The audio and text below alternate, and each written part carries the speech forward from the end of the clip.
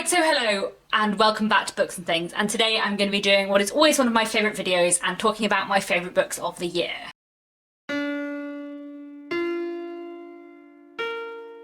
So, today I wanted to tell you about my top 20 books of 2019, which is a lot of books, but I always find it really hard to narrow down. So in 2019 I read 194 books, which is quite a lot of books.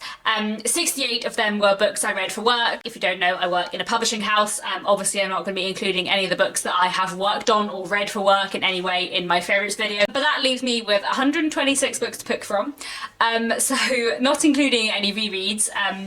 Here are my top 20 books of the year. Interestingly, it's quite a contemporary list this year.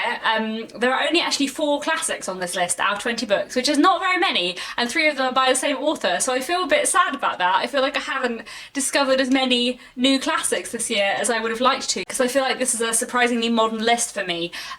Although I will say that it does please me that a lot of these books are historical fiction, so that makes me happy. Anyway, on to the books. At number 20, I have Sweet Bean Paste by Durian Sakagawa. I really enjoyed this novel. It is a Japanese novel translated into English by Alison Watts. This is just a really lovely, moving, powerful little novel. It tells a story of a man who doesn't really know where his life is going. He works in this kind of confectioner's shop making these pancakes with sweet bean paste in, but he doesn't like his work, he doesn't take any pride in it, he doesn't know where his life is going until this elderly woman walks into his shop, tells him that she could help him improve his recipe and changes his life forever.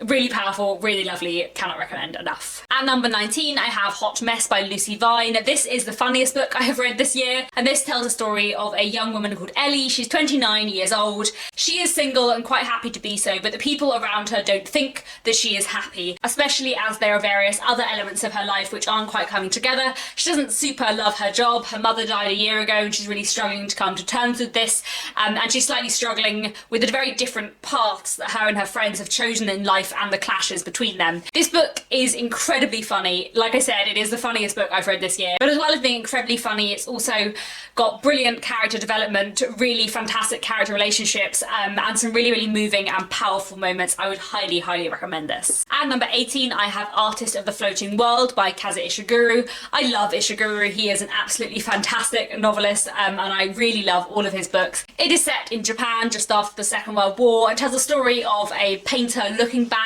on his life, on his involvement in the Second World War and in painting propaganda, and to what extent he feels responsible for some of the things that he has done. Like all of Ishiguro's novels, it is in many ways a book about memory, and I love books about memory, but it's also got some really fascinating exploration about mid-20th century Japan, which I really loved. This is a wonderful novel and one I would highly recommend. At number 17 I have Random Acts of Senseless Violence by Jack Womack. This is a scarily brilliant near-future dystopian science fiction novel, which tells the story of a young girl. She's 12 years old, she's growing up 10 minutes in the future, says the back of this book, so very near future America, where society is slightly collapsing and random acts of senseless violence are happening everywhere, and she goes from living in this very kind of sheltered middle class existence to ending up getting very much involved in kind of gang wars in inner city New York after her parents kind of begin to lose their money, and at the same time she's kind of discovering her sexuality and her attraction to the girls that she befriends as part of this gang. There are so many things I love about this book. It's completely incredible. The depiction of this near future world is so incredibly well done. The violence of this book is horrible at times, but so powerful.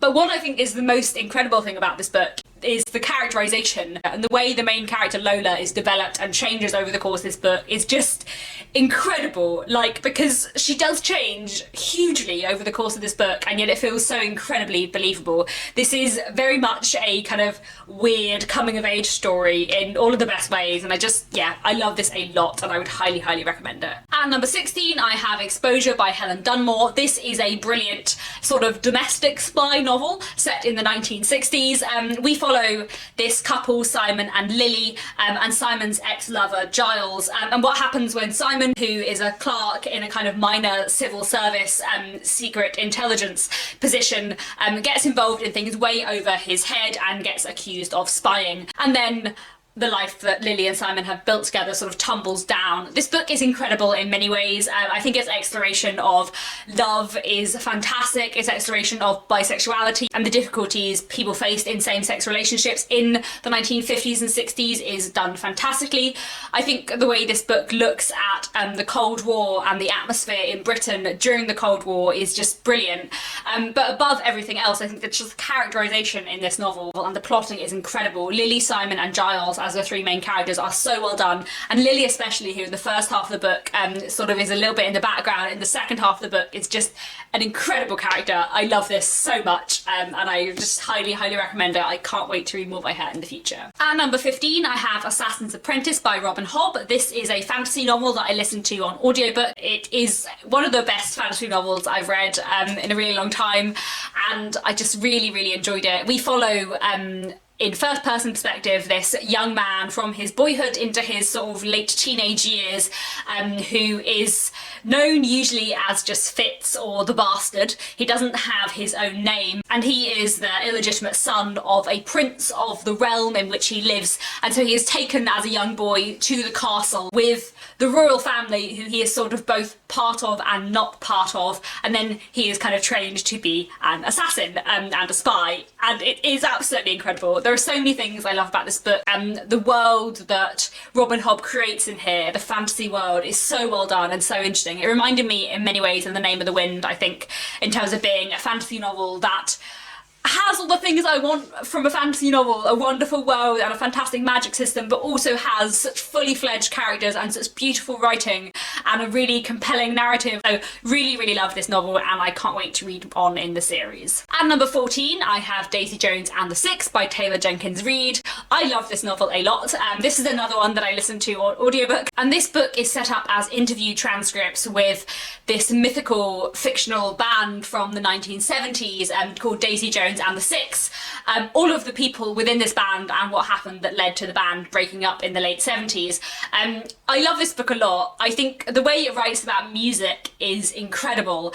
The characterization here is just amazing, and the voices as well I thought was so good, because it's all set out as interview transcripts, and when you listen to it on the audiobook they're all voiced by different people, so I would highly recommend the audiobook. But actually, not just because it's read by different people on the audiobook, but the writing and the way Taylor Jenkins Reid writes all those voices, they all feel so unique and so powerful.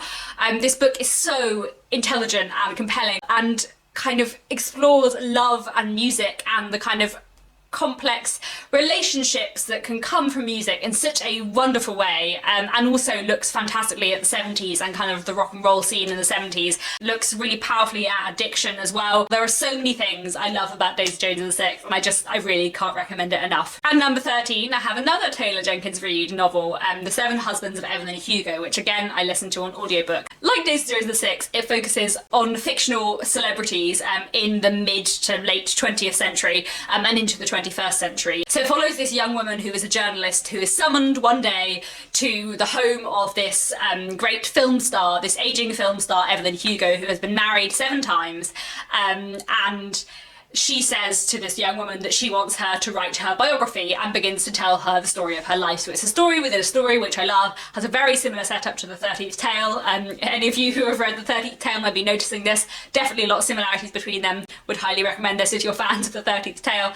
And as we find out sort of more about this life story of Evelyn Hugo and the true love of her life, who may or may not have been any of these husbands. I have rarely read a book that explores love so well and so beautifully and so powerfully and so magically and so incredibly wonderfully. And the way it looks at kind of romantic relationships and approaches to sexuality in the mid-20th century, the way it looks at celebrity and the sexualization of female celebrities, the way it looks at what fame can do to people and how lonely it can be, the way it looks at kind of surrogate family structures, the way it looks at grief and loss and connection and loneliness. It's just absolutely amazing, and I just, highly recommend it. Wonderful, wonderful book. At number 12, the first classic on this list, I have The Duke's Children by Anthony Trollope.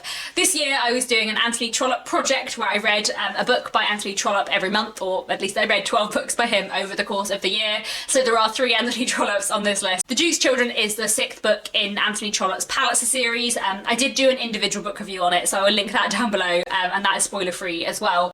But basically this follows 3 siblings, mainly focusing on 2 siblings and their father, and what happens when they kind of pursue a course in life that their father might not expect. The son of the family is getting into trouble with money, and also kind of in danger of getting into a marriage that his father might not approve of, and the daughter of the family is also in danger of getting into a marriage that her father might not approve of, and we kind of look at the kind of generational divide between this family within Victorian Britain. It's a really wonderful book, really powerful and moving. The book also looks at grief in a really powerful way, which actually is something I find is not dealt with that much in Victorian literature, and it looks at class and kind of generational divide within Victorian society in a really interesting way. So yeah, definitely a wonderful book to end the Palliser series on. As I usually say with Anthony Trollope series, do not read The Duke's Children as a standalone. You need to read the previous 5 novels in the Palliser series, and possibly also the 6 books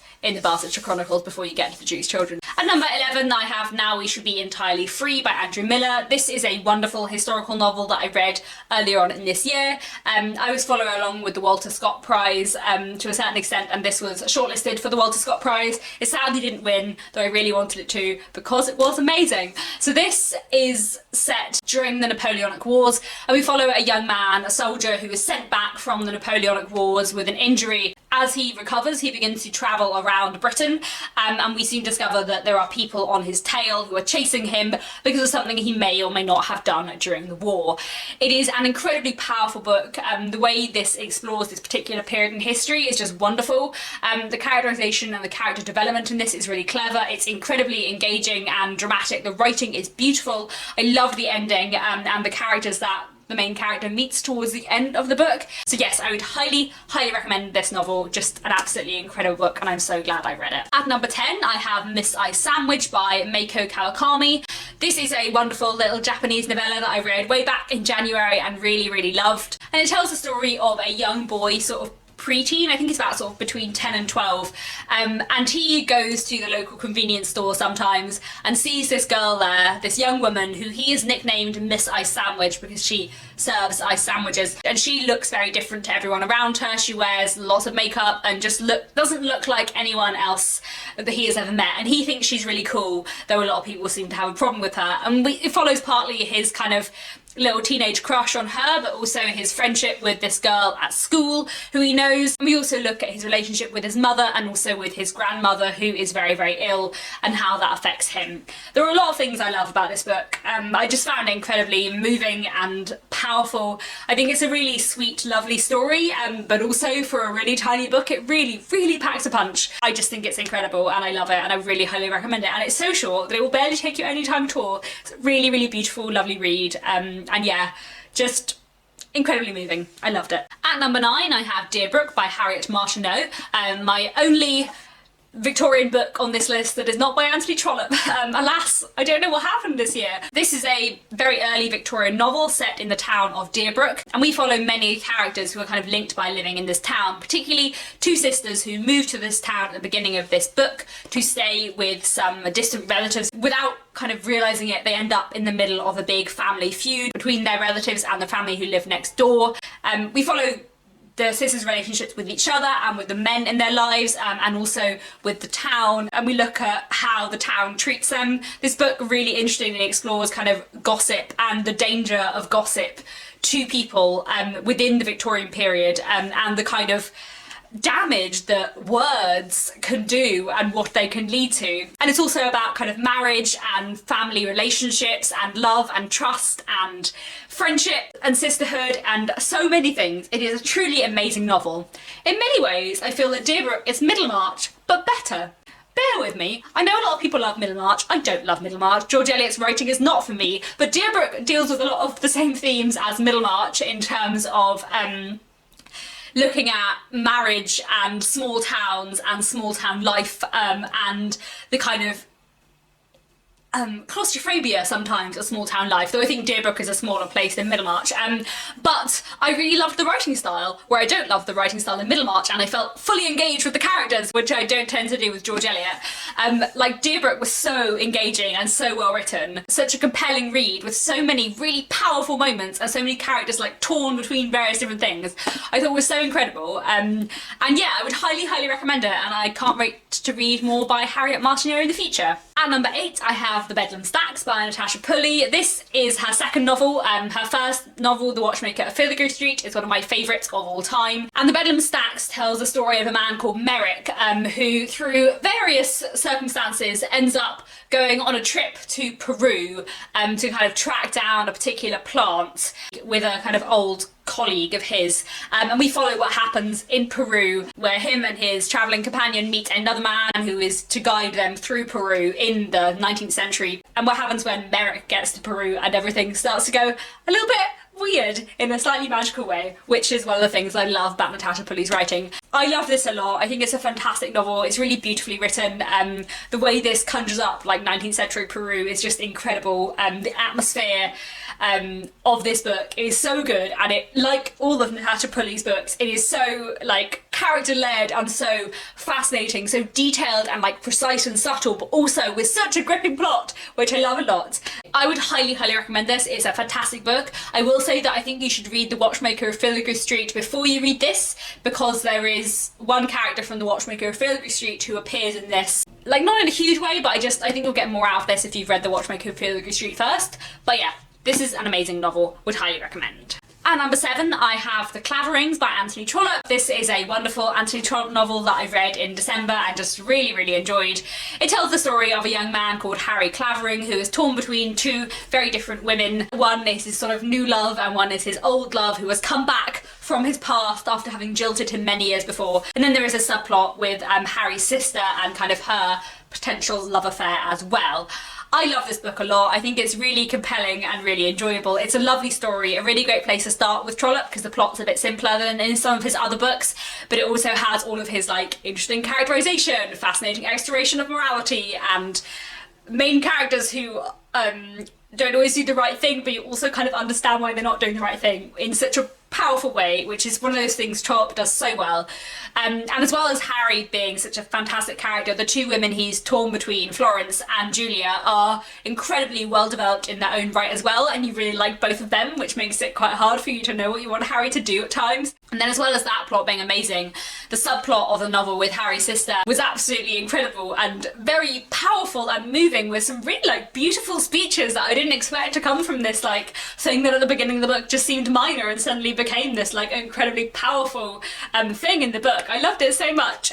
Such a fantastic novel, would highly recommend, and like I said, I think it's a great place to start with Anthony Trollope. At number 6, I have God's Children by Mabley Roberts. This is a wonderful historical novel that I absolutely loved. The publishers, Hono Press, sent me a review copy a few months ago, and I just completely fell in love with this book. It's the fictional account of a real person called Kate Marsden, who was a nurse in the late Victorian period, and she travelled the world, including taking various expeditions through Siberia to try and find a cure for leprosy. And this book follows various timelines. One is her kind of trek through Siberia, some is her earlier life as a nurse in New Zealand, and some is her kind of later life in a care home when she has dementia and is kind of remembering her past in snapshots. And we follow Kate Marsden's life, which is absolutely fascinating. I really want to read some non-fiction on her now, because she's such an incredibly powerful, impressive woman who had such a passion for healthcare and for trying to help people, but also who was willing to really defy social expectations to try and achieve better results. She also had relationships with women, which led to her being discredited later on in her life, and the way that that is explored in this book is incredible, especially the way Mabley Roberts really explores the clash between Kate Marsden's sexuality and her faith and her religion, which is incredibly important to her, which I think is so well explored. This book is amazing. I was lucky enough to do a interview with Mabley Roberts at the beginning of December, so I'll link that video down below as well if you'd like to go and watch that. That video is entirely spoiler free as well, so please do go and watch that. This was an incredible read and definitely one of the highlights of my year. At number 5, I have Affinity by Sarah Waters, another incredible historical fiction novel set in the Victorian period. What a surprise. I love Sarah Waters a lot, and this is one of my favourite books by her. I also think it's very underrated. I don't hear many people talk about this one as much as about Fingersmith and Tipping the Velvet, both of which I love. But this one just has something extra special about it. It is set in a Victorian prison. We follow this young woman who comes to visit people at this prison. She is a young lady, and we get the impression she has had some kind of mental breakdown and is looking for some kind of distraction from her life. But while in this prison, she ends up kind of forming this attachment to this young woman, Selina, who claims that she is a medium and that she did not injure someone, which is what she's in prison for, but that actually it was a ghost that she had summoned. And we kind of learn more about Selina's past and Selina's life as the book goes on, as well as following our main character and her kind of journey. The twists and turns of this book are just amazing. I love the plot so much. The ending is so clever. I just think this is an incredible, incredible read, and I really highly recommend it. I love the way Sarah Waters writes. She is so incredible, and I love this a lot. At number 4, I have The Prime Minister by Anthony Trollope. This is my favourite Anthony Trollope book of the year, just an absolutely incredible read. This is the 5th book in the Palliser series. So this novel follows the Prime Minister and his wife and the kind of complexities and difficulties of power. Meanwhile, we also follow a young woman and the man that she is in love with, who her father doesn't approve of, and what happens with that relationship as the book goes on. In many ways, The Prime Minister is a novel about marriage, and in many ways it is a novel about power, and it really interestingly explores power both within the kind of political sphere but also within marriage in a wonderful, wonderful way. I love this novel a lot. I think it's so powerful, so compelling, so gripping and wonderful, but also with such like a subtle emotion in a really clever way. And it is also the novel of the Palliser series, which is quite a lot about politics, where I found the politics the most interesting. It is an amazing novel, and I would just highly, highly recommend it. And now we're down to the final 3. These 3 novels are all absolutely amazing, and I really struggle to know how to order them. All of these 3 are historical fiction novels set in the 19th century, and all of them are absolutely amazing. So this order is kind of loose. On a different day I might put them in a slightly different order, but let's go. At number 3, I have The Lost Future of Pepper Harrow by Natasha Pulley. This does not actually come out until March 2020. This is a review copy which Bloomingtree very kindly sent me. This is Natasha Pulley's 3rd book, and it's the sequel to The Watchmaker of Filigree Street, which is one of my favourite books of all time, and this was amazing. It was very, very amazing. I can't explain the story of it too much without spoiling the ending of The Watchmaker of Filigree Street, because it follows on from sort of a few years after that, but we follow various characters who we met in that book, but this time not set in 19th century London, but moving to 19th century Japan, and people investigating something weird that is going on there. Like The Watchmaker of Filigree Street, it has a wonderful exploration of love and a incredibly powerful exploration of a particular historical time period. I feel like there are a few authors who do atmosphere as well as Natasha Pulley, and the way she explores a particular historical time period with such like accuracy but also such like quirky fun is just done so well. Like, this book is incredibly moving and powerful. I was so on the edge of my seat and so like excited and scared of what was going to happen, but also it's really quirky, and that's just really, really enjoyable. There's lots of fun clockwork and like a little bit of magic, like a good amount of magic, and like weird supernatural stuff going on. Really fantastic exploration of memory and character relationships and this particular point in history, and of Japanese history as well. I'm really fascinated by 19th century Japan, so I just love this a lot. It was incredible. I'm so excited for it to be out so more people can read it. So I highly, highly recommend this one. If you haven't read The Watchmaker of Filigree Street, you have time before this one comes out. Go and read it. It is amazing, and so is this. Right. Talking of writers with an amazing ability to create fantastic atmosphere, at number 2 I have Once Upon a River by Diane Setterfield.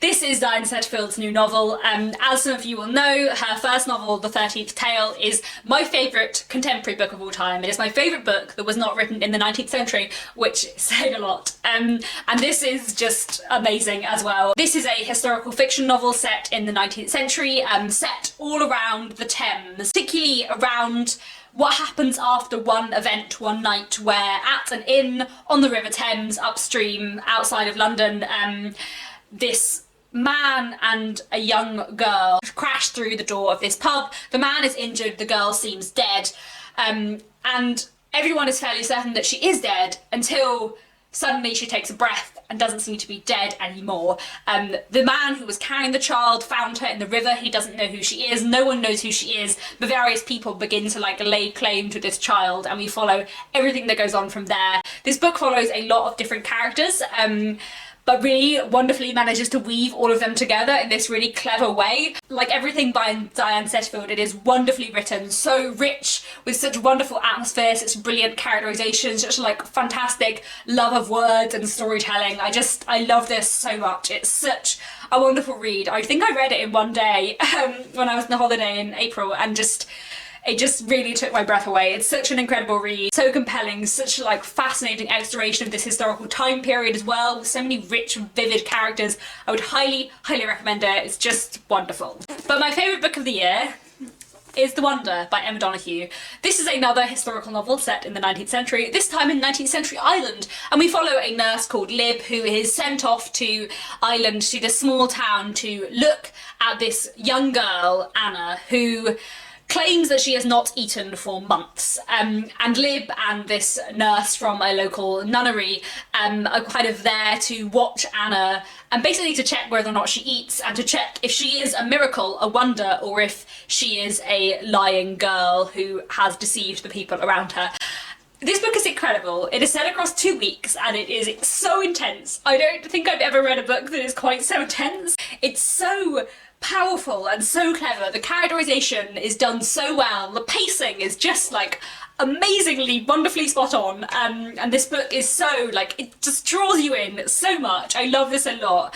I think the like exploration of this particular historical time period and of superstition and religion within this historical time period is amazing. The way this looks at kind of family life and class and the position of women within the Victorian society, and the way this looks at kind of motherhood and the attachment between people and children, even if they're not kind of related by blood, is amazing. I loved everything about this book so much, and it really just like drew me in so much. I need to try and explain this. A lot of this book is about like not eating and about physical illness, and the way this book looks at the body is like so fascinating. Reading this book, I found myself feeling both like incredibly hungry and also like really dizzy, because this book is about not eating in so many ways, and I feel like it feels like a weird plus point to say for this book that it made me feel really dizzy while I read it, but I feel like that's the only way to explain how much this book got inside my head and how like thoroughly in this book I was while reading it. Yeah, I would just highly recommend this. It was amazing. It was very amazing. So yeah, there we go. Favourite book of the year, I think. So yeah, those are my 20 favourite books of 2019. I know this has been quite a long video, so thank you for bearing with me. I loved all of these books a lot. They were amazing. I highly recommend all of them hugely. I have had a wonderful reading year, and these have been the highlights. So please let me know down in the comments if you've read any of these books and what you thought of them. And that's it for today, but I'll be back very soon with another bookish video.